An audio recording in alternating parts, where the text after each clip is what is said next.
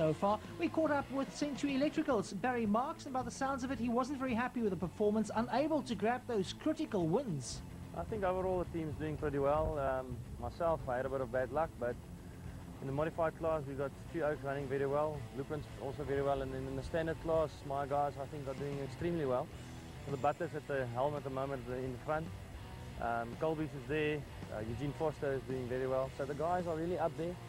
I'm happy with their performance at the moment. I can work on myself a bit, as I said. I had a bit of bad luck yesterday.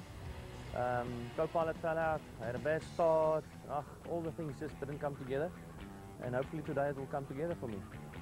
The Access Blueprint class has been one of the most competitive classes in this year's World Championship. One of the teams keeping the SA flag flying high is the Bart Industrials team. Ja, ons het 'n goeie span en ons opstelling van ons boot is goed, ons toerusting is baie goed. En het is belangrijk om op hierdie plat water goeie lyne te ry. Maar met die wind wat oorkom is het moeilik om net draai goed te vat, so die beheer van die boot is baie belangrik. En daar's 'n klomp ander faktore wat nou weer inkom, veral omdat dit 'n wind is wat van die handse kant af kom, is dit moeilik om branders van agteraf te spring en die spanne wat dit reg doen, so ons gewoonlik vooreindig.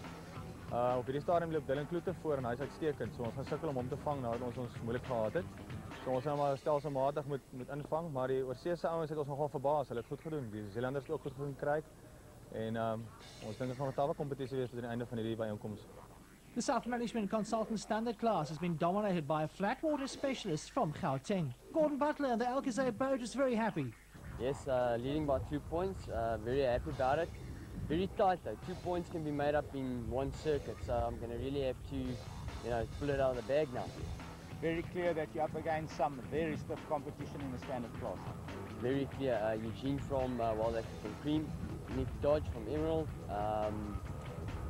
There's so many people and everybody's gunning for it, so I'm going to have to look after my own backside at this stage. I think it suits everybody. At this stage, Nick Dodge likes the flat water. I like the flat water. Eugene's just as fast as me on the flat water. Now it's just all about lines, reading and conditions, and really pushing hard. Leading the standard class coming out of the surf could be an advantage. There was 3 days of flat water racing that lay ahead, and Butler wanted to extend his lead. Really looking forward to it. Got something in the bag, yeah, I hope it's going to work. So, yeah, maybe I can make a stretch of the points there and then clean it off on the long haul.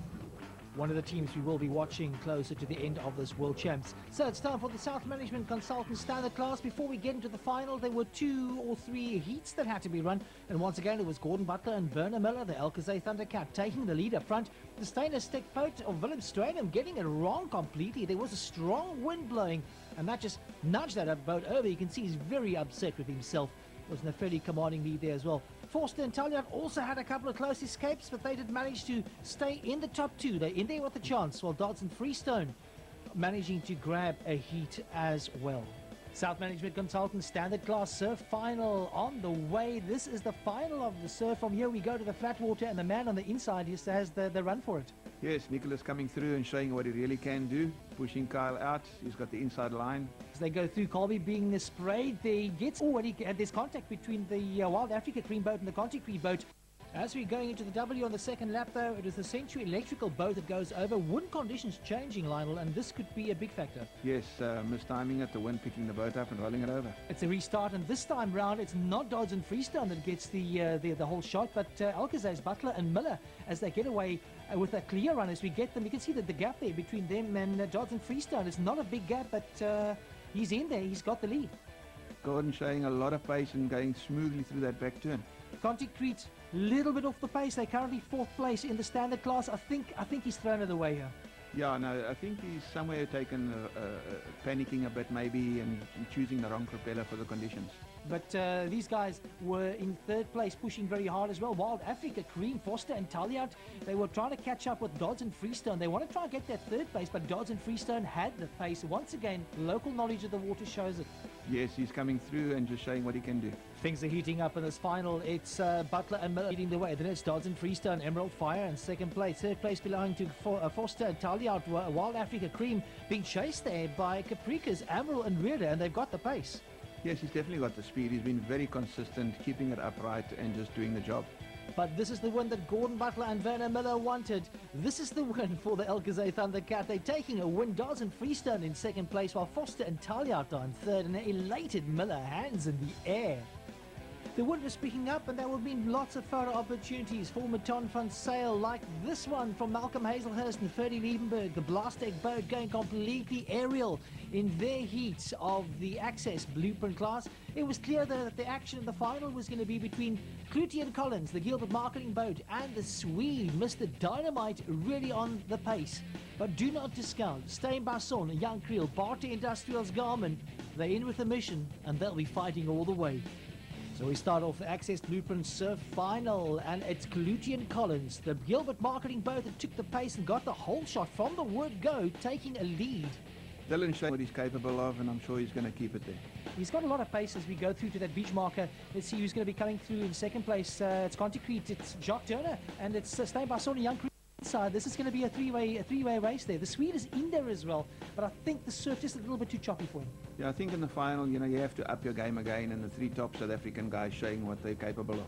George van Baarle and Bradley Smith, the Ivor Smith electrical boat, really on a charge as well. They moved up in the rankings in the last couple of laps, and they're really pushing. That once again, local water knowledge comes into play. You can't discount that. Yes, although George lives there, he really hasn't come through like he should have. But yeah, in the final, he's showing what he's capable of. Absolutely. As we go, Rocky Erasmus and Tianu Deer, they've been struggling in the surf. Hopefully things will go a little bit better for them in the flat water. He's not a flat water specialist though, but the Swede is, and I think that's going to be the turning point.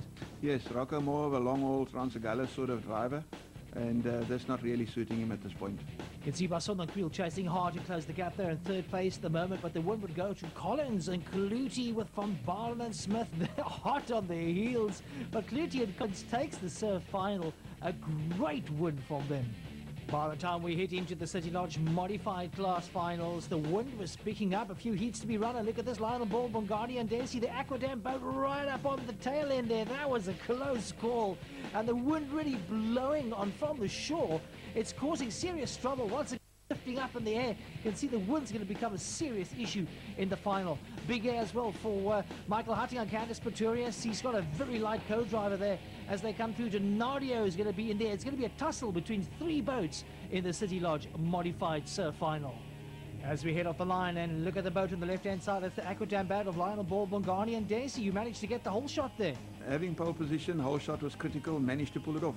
As you go around that backline marker into the backline, it's only Donadio that's managing to stick with you, and he's just so fast under any condition. Yes, he's always on it, he's always fast. You've got no margin of error with him behind you. And if you make one mistake, Ludovics will capitalize on that mistake as they go around the bottom marker, now the bottom beach marker, now down to that buoy. Look at Ludovics going slightly wide, doesn't want to get that nose in the air. We spoke about that earlier. The prop's not in the water, you're not going forward. Definitely, when you're in the water, you're going forward. Heading towards the beach marker buoy, it's Lionel Ball leading Johan Ludovics in the Nadio boat. Now as we catch the action for third place, Barry Marks' Century Electrical. They are in third place, being chased hard by Michael Hutting and Candice Pretorius, the Mtati Projects boat. And Mike catches Barry, but he just can't seem to get past him. Yes, the top-end prop takes longer to wind up. Barry seems to have a prop with more bottom and mid. That's why it's getting away, and then Mike has to do catch-up. So Michael obviously has a bigger prop. Yes, that's why he's got the top end. Catching the action midfield here. This is M10, Gerald Williams in the Seatronics boat just behind Basil Tarrant, Big Baz in that Basil Steelworks boat. M4 as they go into the W. There's contact between the two. Oh, and Gerald Williams goes over. Not quite establishing the overlap there, Lionel. Not quite establishing the overlap, not tapping off, and that's the result.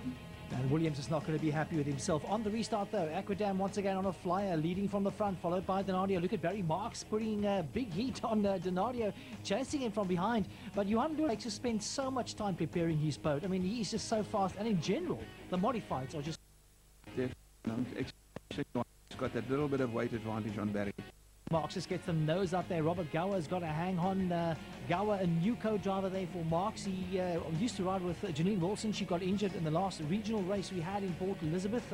Now the new co-driver taking some time to get used to one another. Still they're in there in third place, but a great win for Aquadam. Lionel Ball, Bongani and Desi taking the win in the final of the City Lodge modified class. Ludovics and Van Heestien in second place. Marks grabbing that third place.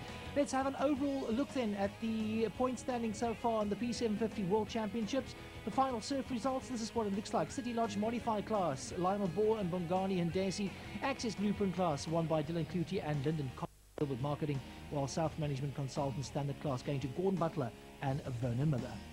So the sun sets on the first 3 days of surf action from the P750 Red Square World Inflatable Championships. When we come back in the next program, we go to North End Lake for circuit racing. We'll also pick up the highlights from all the long haul action. Until we meet again, we leave you with some amazing pictures from the surf action in the P750 Red Square World Inflatable Championships.